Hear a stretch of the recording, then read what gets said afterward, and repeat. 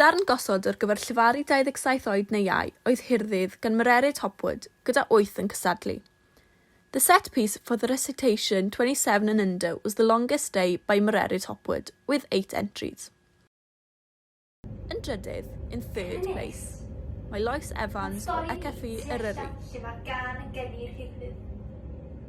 Mae dywelu di'n rhy gyfyng ac mae'n gofyn dan iben yn dy ben fel diwedd byd.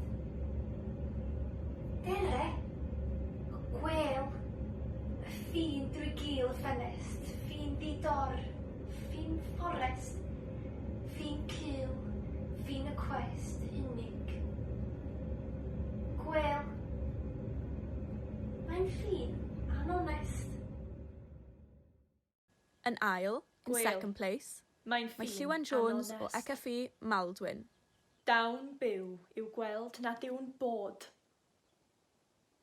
Dy ateb, ehedeg a'i datod o'r newydd yr hirddydd hwn, ac yn ei lle cael llunyn hen berthyn y byd i'th dynnu'n rhydd o'r newydd, a'n hael uno ni ym mhatrwm ers dalwm, yn deulu.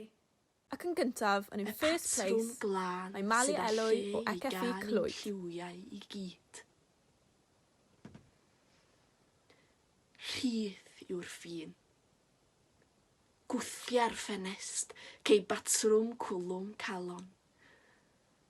Gwel yr adefyn golau'n galw, nofia, mor siŵr a llif y dŵr. Dere.